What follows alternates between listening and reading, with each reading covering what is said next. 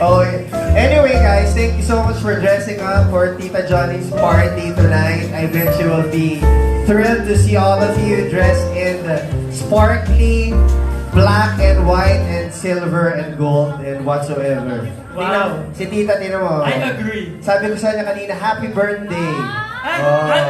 Kala ko siya may birthday. Kapatid kasi siya, kaya dapat sumusunod. Palakpakan natin si Tita Josie. Yes. Sino kaya ang mananalong Best dress.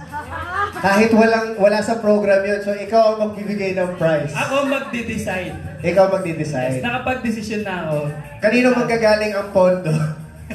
Sa? Yung mananalo, magkakaroon ng house and lot. Uy, huwag kang mag-overpromise. 10 years to pay. Ganun naman normally, di ba, 10 years to pay? 10 years to pay. Anong catch dun sa 10 years to pay? Sila yung magpapalit. Sila ba? Uhulugan nila. Pero ayun guys, sana po nag-i-enjoy kayo.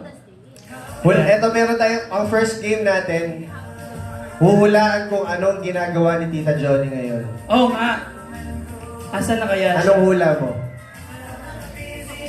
Feeling ko pababa na siya. Pababa na. Dapat kasi pababa na siya. Ay, feeling ko kukutusan ko na lang si Sarah. Sabi niya kasi okay na. Ayan. Mag-stretch ka, host ka, di ba? Oo, bakit yung sinasabi yung stretch? Gawin na lang natin. Ano, papastretching ata siya. Stretching? Oo. Hindi, kausapin natin yung mga guests. Ganun naman lagi, di ba? O sige, magtrabaho kami sa Yeah. inyo. What do you expect? Hello, tita. Kumusta mo? Hello. Hi, good evening to all. Happy birthday, Mama Na! Wow! Ang galing naman. Palakpakan natin yung first greeting of the night. So, saan tayo? O, sino next? Si Kyle naman. Ito, si Kyle. Oo. Bakit ka lumaki ng ganyan? Anong, tawag doon? Anong grade ka na? 7. Okay. Sige, mamaya tayo magkwentuhan.